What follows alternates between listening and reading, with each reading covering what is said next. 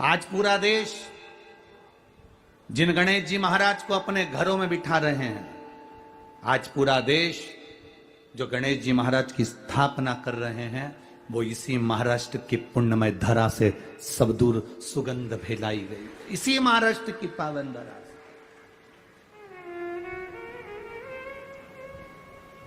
बल्लाल ने माता के चरणों को प्रणाम करा, पिता के चरणों को प्रणाम करा, विद्या अध्ययन करने के लिए भेजा था, पर मन नहीं लगा क्योंकि वो भगवान की सेवा में लगा था। बल्लाल करता क्या था, मिट्टी का तो शिवलिंग बनाता था और मिट्टी का ही गणेश बनाता था।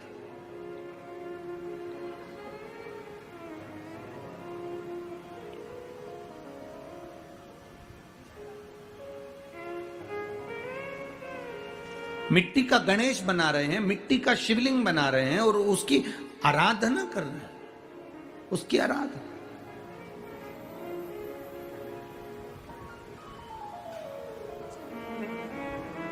अब जो बच्चे उसके साथ विद्या अध्ययन करने गए थे, उनको भी उसने उसी में लगा दिया। जो जैसा होता है वो वैसा दूसरे को भी कराता है। झूठ बोलने वाले का साथ पकड़ोगे तो वो तुम्हें झूठ बोलना सिखा देगा। चोरी करने वाले का साथ पकड़ोगे तो वो तुम्हें एक ना एक दिन चोरी करना सिखा देगा। भजन करने वाले का साथ पकड़ोगे तो एक दिन वो भजन करना सिखा देगा। और सत्संग का साथ पकड़ोगे तो वो तुम्हें सत्संग करना सिखा देगा। ये उसके ऊपर आधारित है। आप साथ किसका पकड़ रहे हो, आप सानिध्य किसका कर रहे हो, आप किसका संग कर रहे हो, आप किसका साथ पकड़ रहे हो, आपके ऊपर निर्भर करता है। ये आपके ऊपर निर्भर करेगा। इसीलिए संगत का बहुत बड़ा अंतर पड़ता है। लिफ्ट से बिल्डिंग पर चढ़ना और पैदल पैदल बिल्डिंग पर चढ़ना, दोनों में क्या अंतर है? बोलो, जल्दी से बोलो।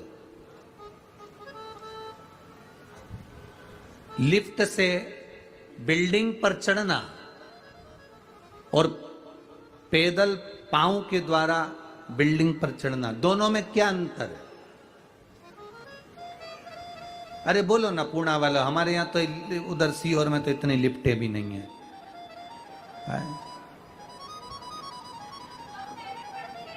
हैं? कम मेहनत पड़ती है, बेटी बोली है, कम मेहनत पड़ती है। लिफ्ट से चढ़ना और पैदल चढ़ना, दोनों में क्या अंतर है? दोनों में केवल एक अंतर भारी है। लिफ्ट से चढ़ते हो तो दूसरे के भरोसे चढ़ते हो।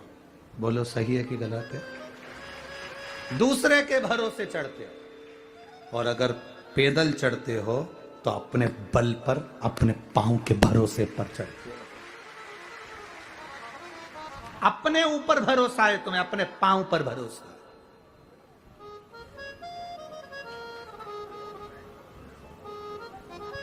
अपने भरोसे पर चढ़ रहे हो। 2 मंजिल मैं चढ़ जाऊंगी, तुम आओ लिफ्ट से, लिफ्ट की जरूरत तुम्हें, तुम आओ, मैं अभी पहुंचती हूं, अभी पहुंचती हूं मैं।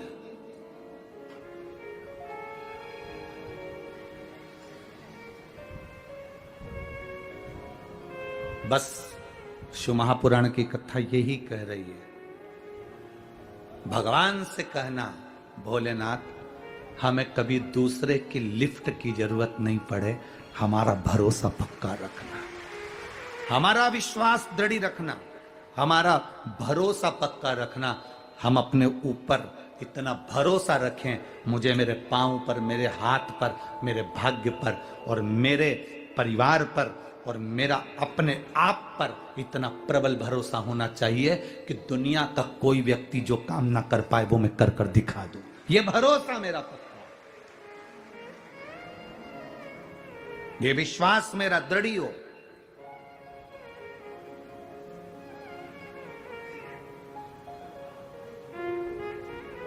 और बल्लाल के विश्वास बड़ा दृढ़ था। भरोसा बड़ा पक्का था। मेरी जीजियों और मेरे जीजाओं और जितने यहां बैठे हैं और जितने टीवी पर कथा सुन रहे हो, आप सबसे कहेंगे शरीर कमजोर पड़ जाए चल जाएगा, उसमें कोई टेंशन मत लेना कि मेरा शरीर कमजोर हो गया। शरीर कमजोर हो जाए चल जाएगा, पर अपने मन को, अपने दिल को कभी कमजोर मत होने दे। शरीर अगर कमजोर हो गया चलेगा, कोई दिक्कत नहीं है। बीमारी आई, शरीर कमजोर हो गया, पर बीमारी आने पर तुम्हारा दिल कमजोर नहीं होना चाहिए। बड़ी से बड़ी बीमारी में भी अगर शरीर बेकार भी हो जाए तो दिल पक्का रखना कि मैं ठीक होकर मानूंगी, यह मेरा विश्वास है। शरीर कमजोर होने से कोई टेंशन मत लो, पर मन कमजोर मत होने देना, दिल कमजोर मत होने देना। व्यक्ति कब टूटता है? शरीर से व्यक्ति जल्दी नहीं टूटता जो दिल से टूटता है, जो मन से टूटता है। यह कोरोना की बीमारी में जो आधे से ज्यादा मरे हैं ना, वो शरीर से नहीं मरे हैं। जो आधे से ज्यादा मरे हैं उनका दिल टूट गया था, मन टूट गया था। अब कोरोना हो गया, बच पाऊंगा कि नहीं बच पाऊंगा। अब मैं हॉस्पिटल में जा रहा हूं, मैं एम्बुलेंस में बैठकर हॉस्पिटल जा रहा हूं, अब बचूंगा कि नहीं बचूंगा। उनका दिल कमजोर हो गया, मन कमजोर हो गया। शरीर कमजोर होता ना तो चल जाता। और कई कई ऐसे भी हैं, इसी मंडप में बैठे हैं, इन्हीं पंडालों में बैठे हैं, जिनकी उम्र 65 साल 70 साल। कोरोना हो गया, चले भी गए, हॉस्पिटल भी गए, पर घर के लोगों से कह के गए तुम टेंशन मत लो, ऐसा कई कोरोना निकल गया, चिंता मिंता मत करना, आऊंगा वापस। और कई नवयुवक बेटे, कई नवयुवक बेटियां 40 साल 35 साल 25 साल 30 साल तुम्हारी कॉलोनी में, तुम्हारी सोसाइटी में, तुम्हारे आसपास के क्षेत्र में, तुम्हारे मोहल्लों में, तुम्हारे गांव में देखना, जिनकी उम्र 30 साल की थी, 35 साल की, 40 साल की। लड़के नवयुवक 45 साल 50 साल, जिनके नवयुवक बेटे बेटियां जो शरीर से अच्छे दिख रहा है, और कोरोना हुआ, हॉस्पिटल गए और मालूम पड़ा, सूचना मिली कि वो तो चले गए। सूचना मिली वो चले गए, कारण शरीर से ज्यादा मन उन्होंने अपना कमजोर कर लिया, दिल कमजोर कर लिया, दिल कमजोर कर लिया, दिल कमजोर।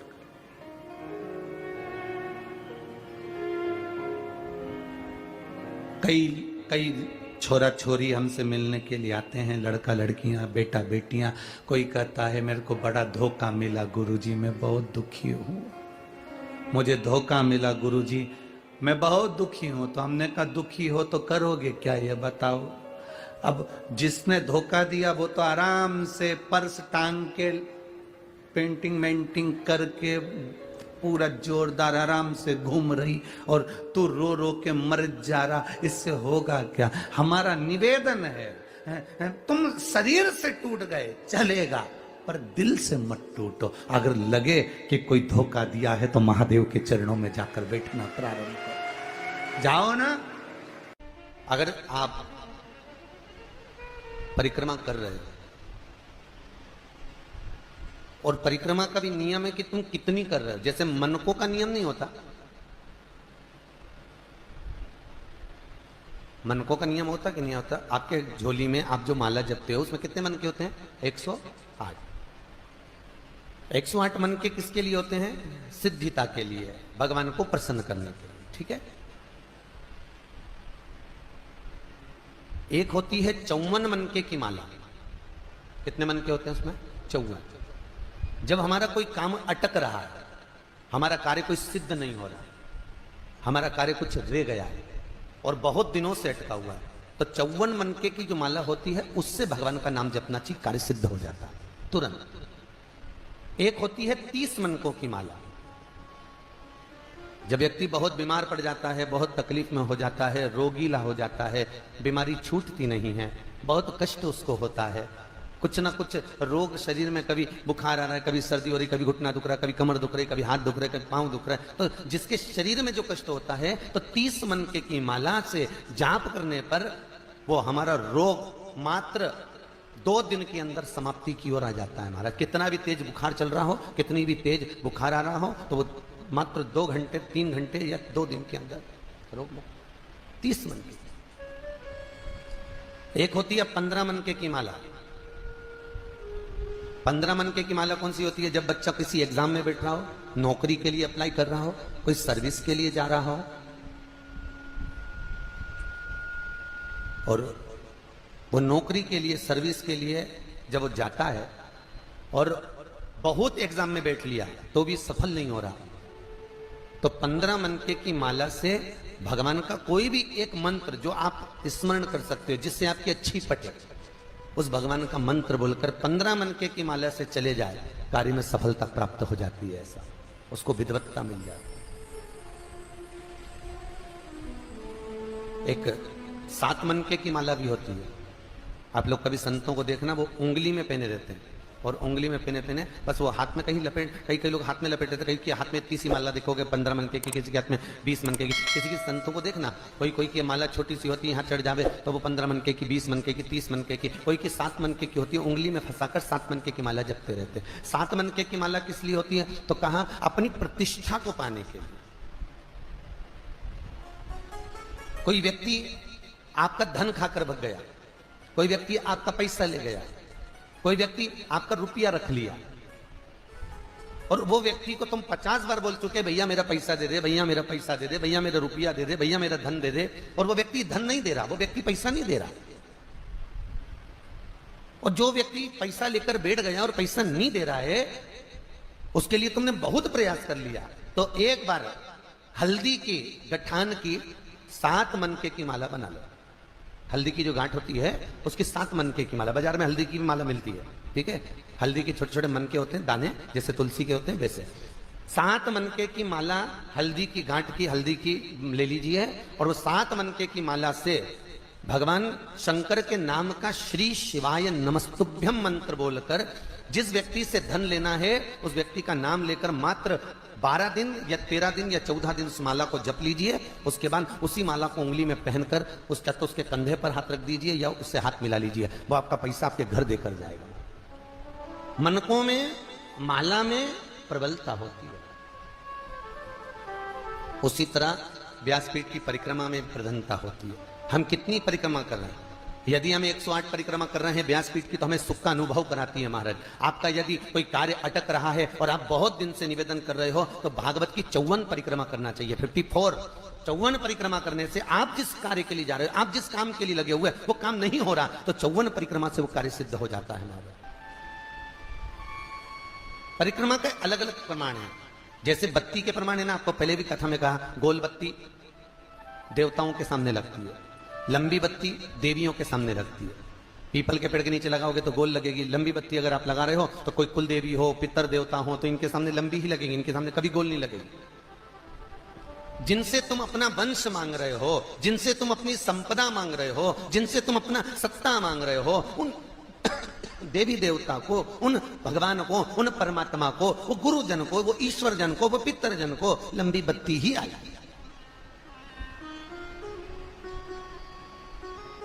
पीपल के पेड़ के नीचे कभी लंबी बत्ती नहीं आती, याद रखना। पीपल के पेड़ के नीचे हमेशा गोल बत्ती है। अगर लंबी बत्ती आपने पीपल के पेड़ के नीचे लगाई है तो उसमें दरिद्रता देवी का वासा हो जाता है, ठीक है, ज्येष्ठा का। और अगर गोल बत्ती लगाई है तो नारायण का वासा होता है, उसमें लक्ष्मी का वासा है। जो लगाता है उसको फलीभूत होती है, उसको श्रेष्ठता होती है। तो यहां परिक्रमा का प्रधान है। और भागवत महारानी की परिक्रमा जब भी करी जाती है तो जहां व्यास जी महाराज बैठते हैं, तो व्यास जी का जो राइट हैंड होता है, जैसे ये भाग, तो इस कोने से परिक्रमा प्रारंभ कर कर इस कोने पर 1 गिनी जाती है।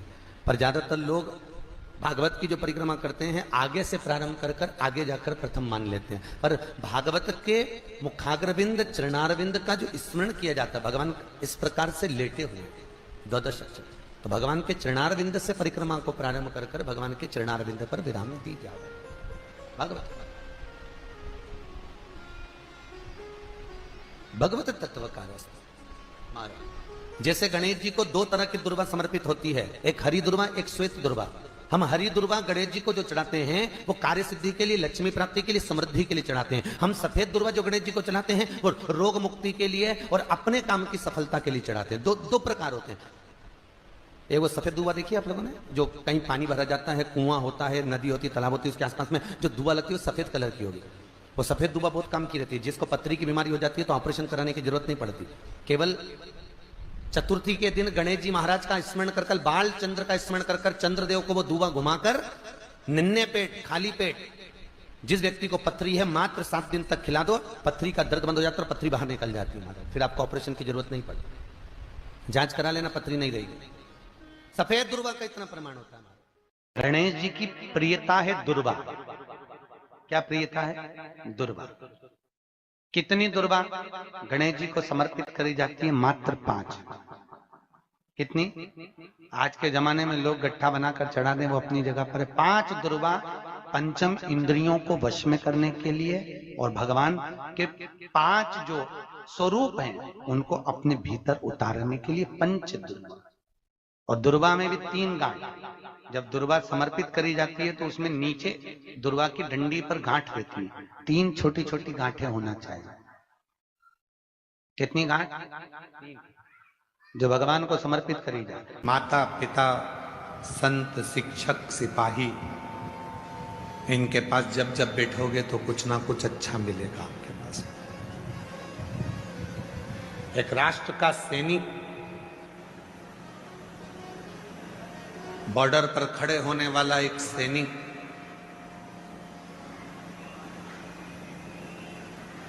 जब रिटायर होकर आपके नगर में, आपके गांव में, आपके क्षेत्र में आए और आपके गांव में वो रिटायर फौजी तुम्हारे गांव में जो रहता है उसके पास थोड़ा बैठना प्रारंभ करो तो तुम्हारे अंदर राष्ट्र और तिरंगे के प्रति प्रेम जागृत होना प्रारंभ हो जाए। एक रिटायर कर्नल, एक रिटायर फौजी जो अपनी सेवा देने के बाद रिटायर हो जाता है, सेवानिवृत्त हो जाता है और घर आ जाता है, उसके पास बैठो। माता पिता की सर्विस चली गई, नौकरी चली गई, रिटायर हो गए, दुकान छोड़ दी, व्यापार छोड़ दिया, रिटायर हो गए, बच्चों ने काम संभाल लिया, तो बच्चों से और परिवार से निवेदन है कि वो अपने बुजुर्ग माँ बाप के पास जरूर बैठें। जितना अनुभव उनकी जिंदगी में है वो तुम्हें देंगे और तुम्हें मंजिल तक पहुंचाने का कार्य करेंगे।